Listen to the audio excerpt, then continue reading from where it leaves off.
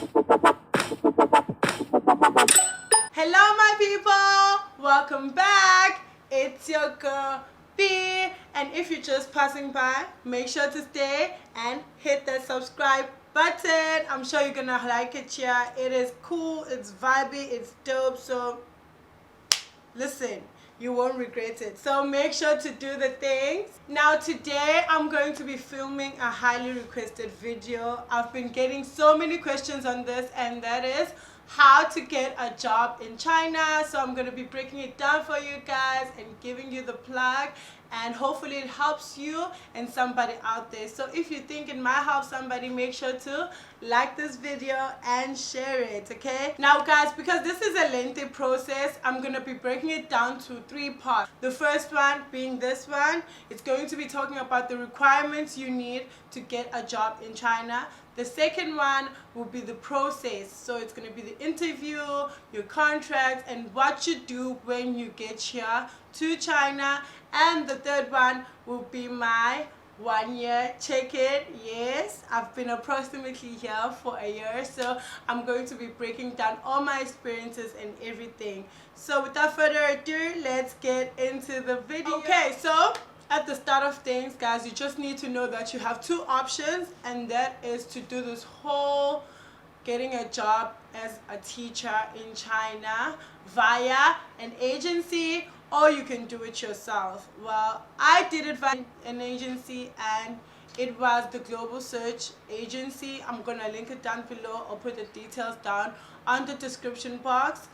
I think it was good, but you just got to know that with an agency there are so many people, so they're not going to give you undivided attention. But that's not the only agency. There are many agencies you can go for. You can go to Careers 24 and type in working in China, and then agencies will pop up. So you can choose from there, or you can just look on the internet, agencies that are willing to help you get a job in China. The second thing you can do is just do it on your own, which I do advise, because you can be more handsy and you can know what's going on with your stuff. But because I did it via an agency, they did most of the stuff for me, so I don't have much experience on where to go and stuff like that. But I did do my research, and I'm gonna try my best to give you the best information I can possibly can, so you guys can be informed, okay? Alright, so let's get into the requirements. The first requirement will be a bachelor's degree, okay? It can be a degree in anything, just as long as it's from a recognized tertiary institution. Make sure that you have your actual degree and not that letter of completion, because when processing the documents, you need your actual degree. Alright. Number 2 is your passport. So make sure you go to your nearest Home Affairs and do your passports. The last time I went there, it cost me 400 rand. So just do your passport, and it comes back in a week or 2, I think, because you're going to be needing that when you travel. If you don't have one, make sure you do it, okay? Number 3, you will need your TOEFL certificate or TESOL certificate. Now, a TOEFL is a certificate that allows you to teach English as a foreign language. So you have to do the minimum of 120 hours. Your TOEFL you can get in TOEFL institutions. I've heard one that is highly recommended, which is Daddy's Deals. Apparently they do have specials here and then, and eye to eye. A friend of mine did it via Academy, and did it via the agency, which was GSP 24.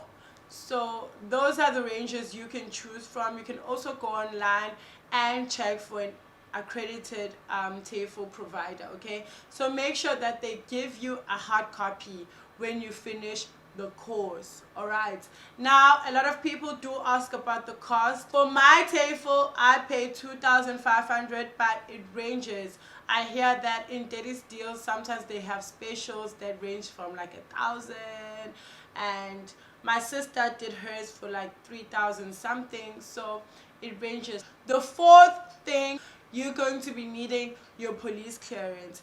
Your police clearance you can get at your nearest police station. Just go there and take your fingerprints, and you need to pay a sum of 114 rands, and they take those fingerprints to Pretoria. Now if you can do it, this is a tip for you guys, because I did it via the police and damn did it take long. It took like 3 months, but I heard that you can do it on your own. You can send it to Pretoria on your own. If you can do that, guys, do it, because I think it's going to be much faster. The 5th thing you need is a medical examination. Now you print out a form that you take to your local doctor, okay, and then he has to do a bunch of tests, and then it has to state that you are healthy.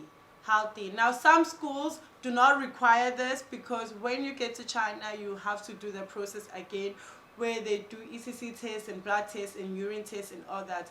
But some schools do require it, and this has to have a photo of you and a stamp from the doctor. Right.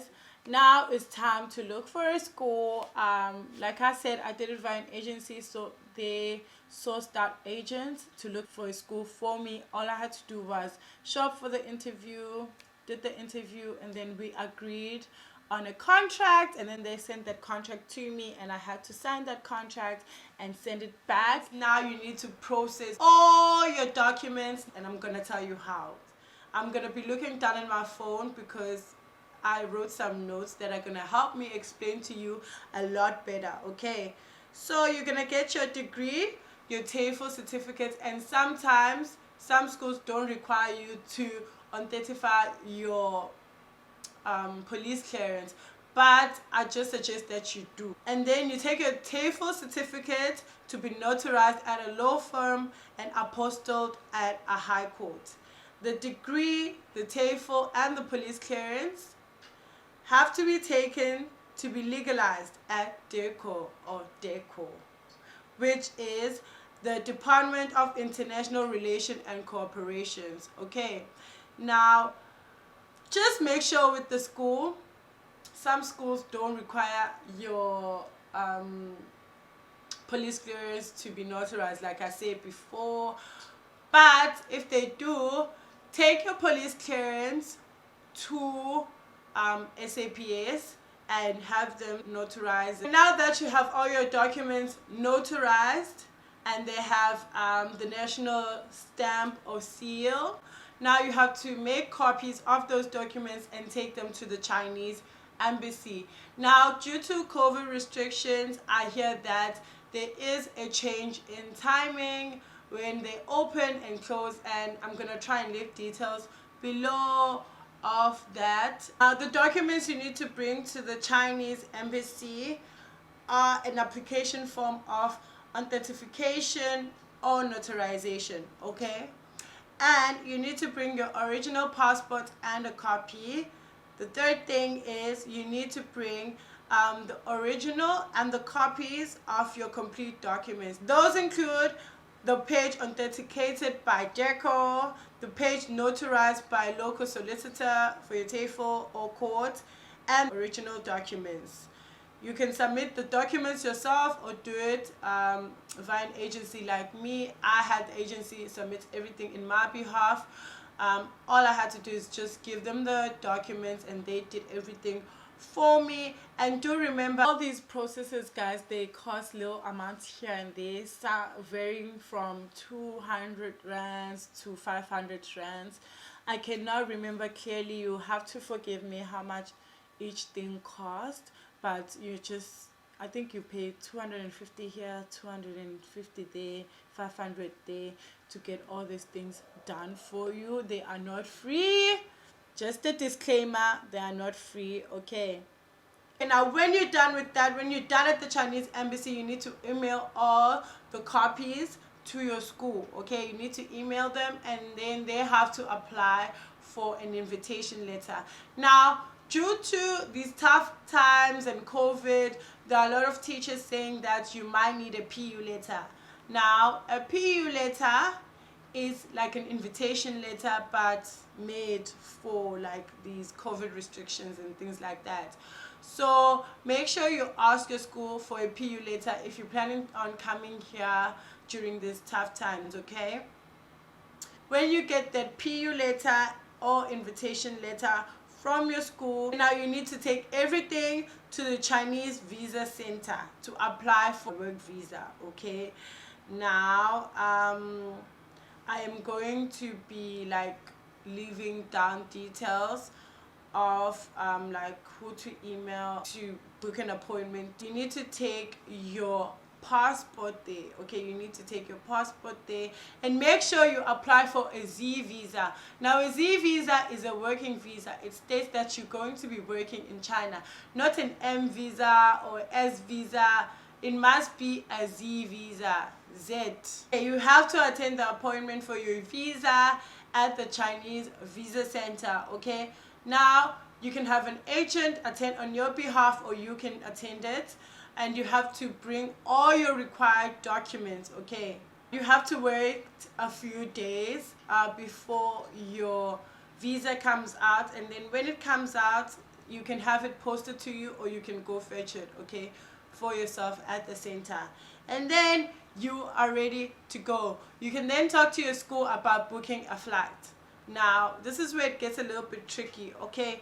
Now when you book a flight, it's not like before. Us, it was easy, just you booked a flight to come here to China, but because of these COVID restrictions, okay, there are mishaps, there are ups and bumps. So the first thing you need to do is try to book a flight that comes directly here, so that does not have passovers. You don't have to stop at Dubai, you don't have to stop.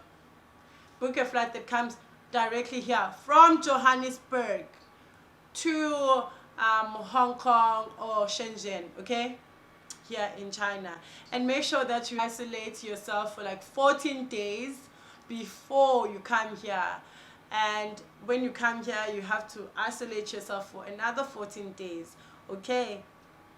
So you must make sure you have money to book a hotel so you can isolate yourself there. And the third thing is you will need to get a nucleic acid test, okay, or a COVID test. And the results of your COVID test must be within 72 hours. That means you should not take it 2 weeks before or 3 weeks before. It must be a recent test, okay? And you must send that to the Chinese embassy within 72 hours before you depart from Joburg. Alright. Make sure you do the nucleic acid test or COVID test between Tuesday and Friday, because you cannot email your results during the weekends because it's usually closed. So make sure that you do it on weekdays, alright?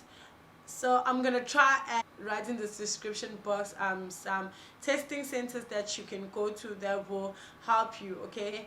And when you at the Johannesburg airport, make sure that you minimum 4 hours there before your flight leaves, and bring your original negative results, your passports, and all your documents, your original documents and copies. So make sure that you bring everything, because you're gonna need it when you come here. They're gonna need all your documents to process, okay? Make sure you have a checklist, guys. When you get to China, you have to quarantine for another 14 days. So you have to isolate yourself at a hotel for 14 days, and then after that you'll be allowed to continue and go on to your school after they find that everything is fine with you, okay? But on a regular day, without this pandemic going around, things would be so much easier. Like in my experience, all I did was come from Johannesburg to Hong Kong, and from Hong Kong to Shanghai, okay? And then I met with my agency that was designated for me here in China, and then they just helped me to get to my school. I did not have to self-isolate. I did not have to bring test results or anything like that because there was no pandemic back then. But if you are planning to come during this time, make sure, please, or else everything will be a waste, Okay, make sure you get everything that I've mentioned. Okay, make sure you get all of them. Okay, thank you guys for tuning in. This will be the end of my video. If it was very helpful, don't forget to give it a thumbs up and share it with your friends and family. It might help them as well if they are planning to get a teaching job in China. Well, for me, it's Vaminos. Please don't forget to check the description box. I'm gonna leave all the details there. It might be very helpful. And if you have a question for me, please leave it in the comment section. I will gladly try my best to answer it. Okay, till the next video, actually not till the next video, I will see you in part 2 of this series. Bye. Mwah.